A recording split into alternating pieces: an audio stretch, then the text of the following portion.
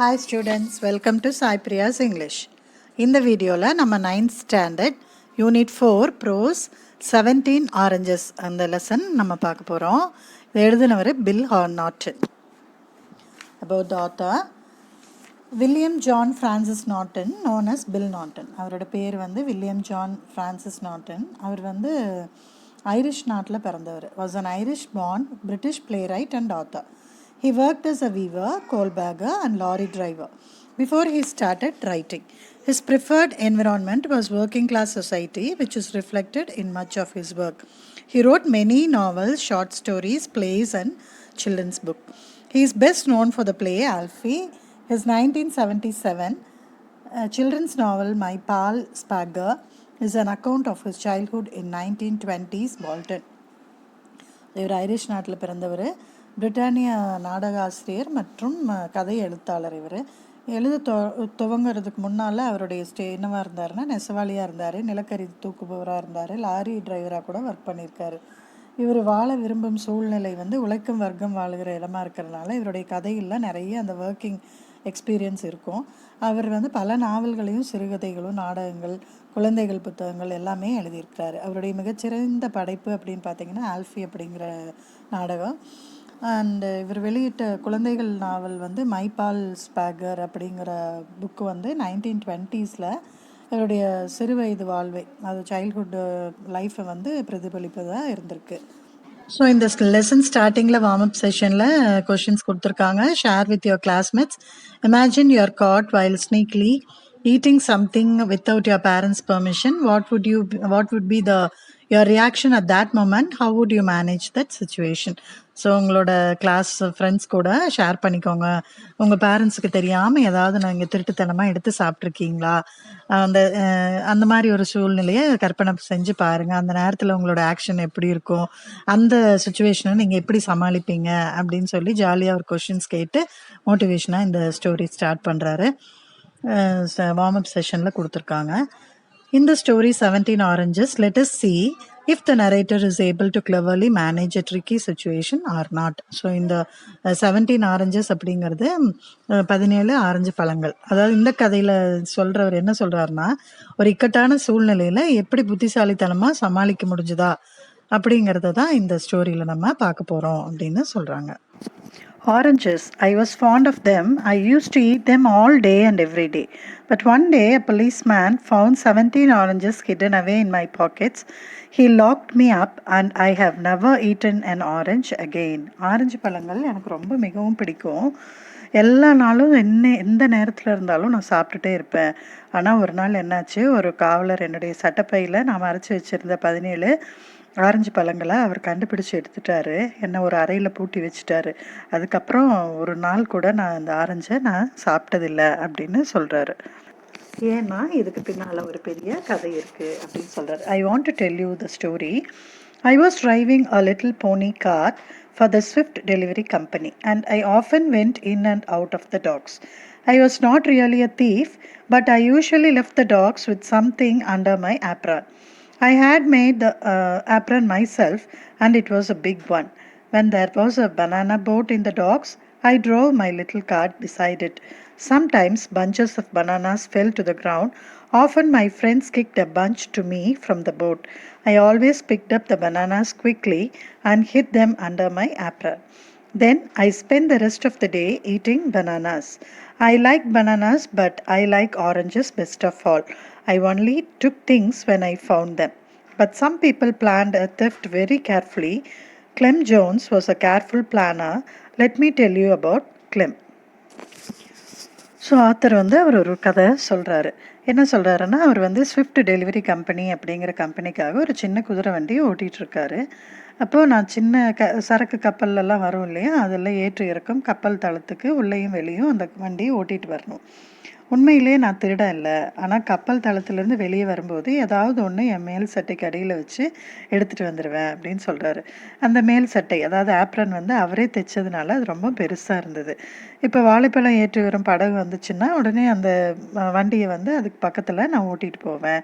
சில சமயங்கள் வாழைப்பழ சீப்புகள் எல்லாம் கீழே விழும் இல்லையா, அதை வந்து என் ஃப்ரெண்ட்ஸ் வந்து என்கிட்ட கொடுப்பாங்க. நான் மறைச்சி வச்சு அதை எடுத்துகிட்டு வந்துடுவேன்.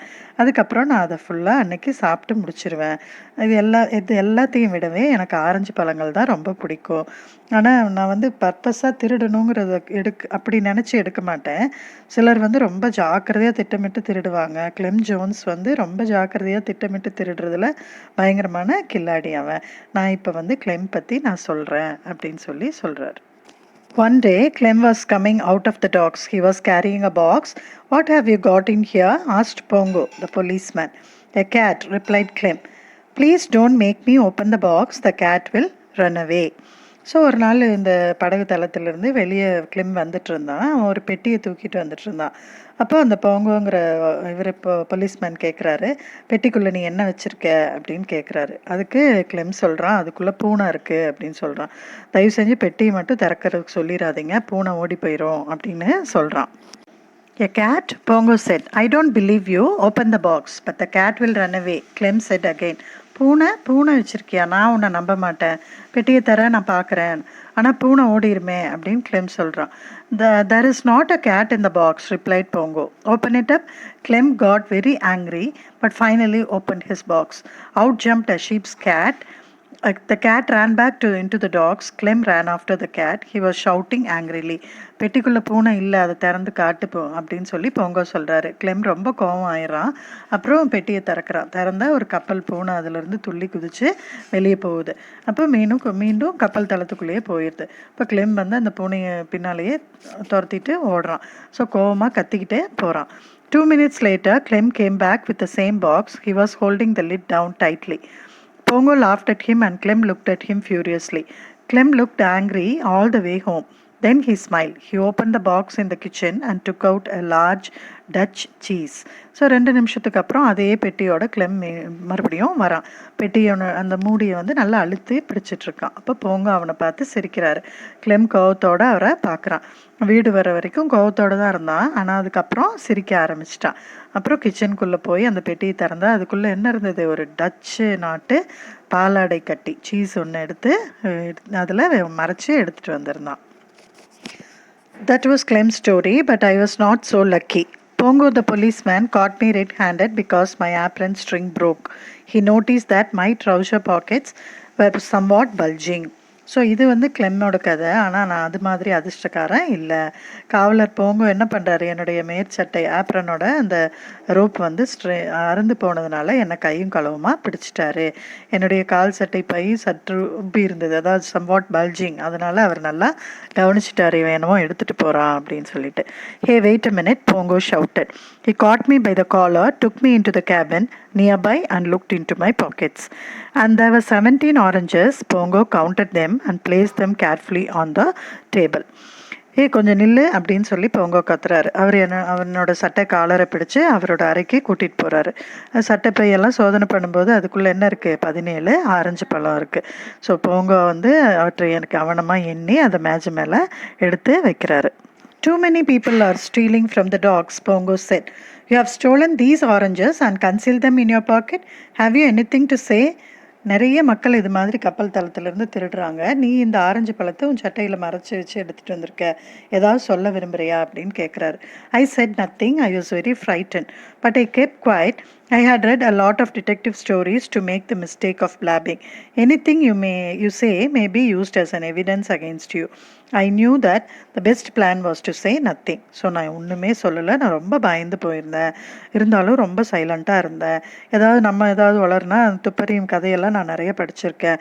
நம்ம என்ன சொன்னாலும் அது நமக்கு எதிரான சாட்சியங்களாக மாறிடும் அப்படின்னு சொல்லிட்டு நான் எதுவுமே சொல்லாமல் இருக்கிறது தான் ஒரு நல்ல பிளானாக இருக்கும் அப்படின்னு சொல்லிட்டு நான் எதுவுமே சொல்லலை. "So you won't say anything?" said Pongo. "I'm going to bring another policeman here. He'll be a witness against you when I bring up this case in the court." So நீ ஒன்றும் சொல்ல மாட்டேன், நான் போய் இன்னொரு போலீஸ்காரரை கூட்டிகிட்டு வரேன். அப்போ கேஸ் கோர்ட்டுக்கு வரும்போது அவர் தான் உனக்கு எதிரான சாட்சியாக இருப்பார் அப்படின்னு சொல்லிட்டு போகிறாரு. Pongo left the cabin and locked the door behind him. I was very worried. I looked at the walls, I looked at the door, I looked at the 17 oranges, and I looked at the apron with its broken string. I'll lose my job, I thought. Perhaps I'll go to prison. What will my father say? So Bongo வந்து அவருடைய அறையை விட்டு வெளியேறி அந்த அறைக்கு கதவை வெளியே பூட்டிட்டாரு. அப்போ அவருக்கு நான் ரொம்ப கவலையாயிட்டேன். அந்த ரூமில் இருக்கிற சுவரை பார்க்குறேன், அந்த கதவை பார்க்குறேன், அப்புறம் இந்த 17 ஆரஞ்சையும் பார்க்குறேன். அப்போ என்னுடைய மேல் சட்டையில் அறுந்து போன நாடாவையும் பார்க்குறேன். எனக்கு வேலை போயிடும் அப்படின்னு நான் யோசித்தேன். இப்போ ஜெயிலுக்கு போக வேண்டியிருக்கும், என் அப்பா என்ன சொல்லுவாரோ அப்படின்னு யோசித்தேன். What will my father do? I almost gave up the hope of escaping from the trouble. I was locked in the cabin and oranges were on the table. Pongo had gone to bring the witness. I was in trouble. எங்கள் அப்பா என்ன செய்வார்? இந்த சிக்கல்லேருந்து நான் தப்பிக்கிற நம்பிக்கையும் இழந்துட்டேன், தப்பிக்கவும் முடியாது. அந்த அறையில் நான் பூட்டப்பட்டிருக்கேன். அந்த ஆரஞ்சுகள் எல்லாமே மேஜை மேலே இருக்குது. அப்போது, oh my God, I said, what can I do? Eat the oranges, said the voice in my head. Eat the evidence, eat them, I asked. Yes, said the voice in my head. Eat them and the evidence will be gone. Be quick, eat them all. ஓ கடவுளே அப்படின்னு நான் சொல்லும்போது என்ன செய்வேன் அப்படின்னு யோசிக்கும்போது என்னுடைய தலைக்குள்ளே ஒரு குரல் சொல்லுது, சாட்சியை சாப்பிட்ரு அப்படின்னு சொல்லுது. அப்படின்னா என்ன அர்த்தம்? அங்கே வச்சிருக்கிற ஆரஞ்சு எல்லாம் ஃபுல்லாக சாப்பிட்டுட்டா அங்கே ஒன்றுமே சாட்சி எல்லாமே அழிஞ்சிரும், சீக்கிரமாக எல்லாத்தையும் எடுத்து சாப்பிடு அப்படின்னு சொல்லிட்டு ஒரு வாய்ஸ் அவனுடைய தலையில் சொல்லிகிட்டே இருக்கு அவனோட ஹெட்டில். I thought for half a second, then I took an orange, I peeled it and put it in my mouth. Soon only the pips were left. ஒரே வினாடி தான் யோசிச்சிருப்பேன், ஒரு half second கூட யோசிக்கல. ஒரு ஆரஞ்சு எடுத்தேன், தோலை உரித்தேன், வாய்க்குள்ளே போட்டேன், விதைகள் மட்டும்தான் மிஞ்சி இருந்துச்சு அப்படின்னு சொல்கிறாரு. You have to swallow the pips too, said the voice. உடனே அந்த தலையிலேருந்து வாய்ஸ் என்ன சொல்லுது, மூளை என்ன சொல்லுது, அந்த விதையும் முழுங்கிரு அப்படின்னு சொல்லுது. So you have to swallow the pips and peel, you have to swallow all the evidence. நீ எல்லாத்தையுமே முழுங்கிடணும், எவிடன்ஸ் எதுவும் வைக்காத, எல்லாத்தையும் முழுங்கிரு அப்படின்னு சொல்லுது. I took a small knife from my pocket and cut the oranges into large chunks. I swallowed the pieces of oranges one after the other. There were still 3 oranges on the table when I heard Pongo outside. I stopped. My stomach was nearly full. So என்னோட சட்டை பேக்கெட்லேருந்து ஒரு சின்ன கத்தி ஒன்று எடுத்தேன். அந்த ஆரஞ்சுகளை பெரிய பெரிய துண்டுகளாக ஆக்கினேன். ஒவ்வொரு துண்டாக விழுங்கினேன். போங்கோவோட குரல் வெளியே கேட்கும்போது 3 ஆரஞ்சு இன்னும் டேபிள் மேலே இருக்குது. உடனே நான் நிறுத்தினேன். என்னோடய வயிறு கிட்டத்தட்ட எல்லாமே முழுசாக நிரம்பிடுச்சு. Be quick, swallow them, said the voice in my head.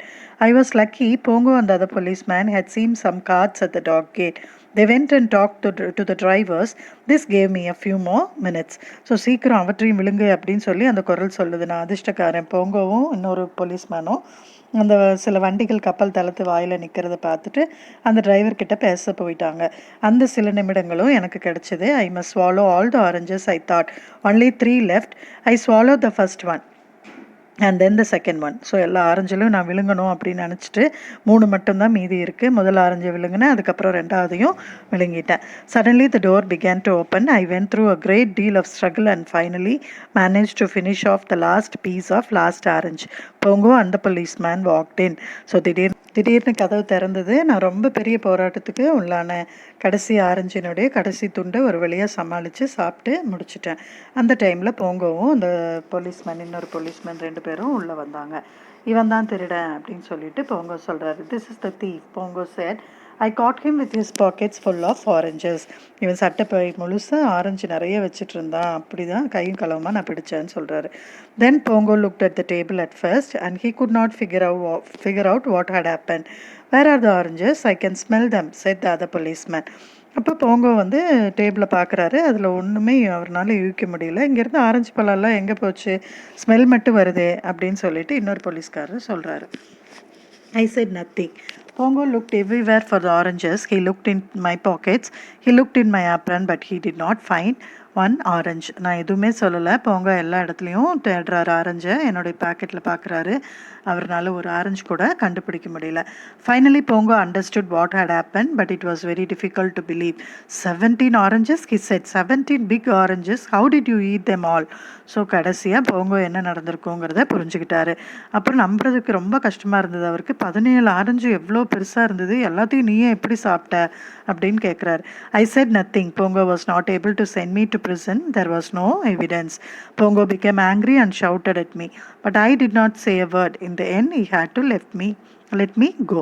So நான் ஒன்றுமே சொல்லலை, போங்கோவால் என்னை ஜெயிலுக்கு இப்போ அனுப்ப முடியாது. அந்த சாட்சி எதுவும் இல்லாதனால பயங்கரமாக கோவப்பட்டு அவர் கத்துறாரு. இவ்வளோ நடந்தும் நான் எதுவுமே ஒரு வார்த்தை கூட நான் பேசலை. முடிவில் என்னாச்சு, அவர் என்னைய வெளியே அனுப்பிச்சிட்டாரு. I told Clem Jones about the 17 oranges. Pongo locked you in that cabin for half an hour, said Clem. He had no right to do that. உடனே நான் கிளெம் ஜோன்ஸ் கிட்டே இதை நடந்த 17 ஆரஞ்சு நான் எடுத்துகிட்டு இருந்தது, இதை ஹாஃப் அன் ஹவர் என்ன இந்த கேபினில் பூட்டி வச்சதெல்லாம் சொன்னதும் அவர் அப்படி செய்கிறதுக்கு எந்த விதமான உரிமையும் இல்லை அப்படின்னு சொல்லிட்டு அவன் சத்தம் போட்டான். Perhaps Clem was right. I don't know. I did not have time to think about it. I had eaten 17 large orange peels, pips and all. I felt very sick for a week and those oranges kept working away in my stomach. So Clem சொல்கிறது சரியாக இருக்கலாம், ஆனால் எனக்கு தெரியல, அதை பற்றி யோசிக்கிறதுக்கு கூட எனக்கு நேரம் இல்லை. நான் 17 ஆரஞ்சு அதனோட தோல் விதைகளோடு நான் சாப்பிட்டதுனால ஒரு வாரம் என்னாச்சு, எனக்கு உடம்பு சரியில்லாமல் போயிடுச்சு. அந்த ஆரஞ்சுகள் என்ன பண்ணுது, என்னோடய வயிற்றுக்குள்ளே வேலை செய்ய ஆரம்பிச்சிருச்சு. ஒரு வாரம் எனக்கு உடம்பு சரியில்லாமல் ரொம்ப கஷ்டப்பட்டேன் அப்படின்னு அவர் சொல்கிறாரு. Hope you all like this video. Thanks for watching. Like, share and subscribe. Thank you.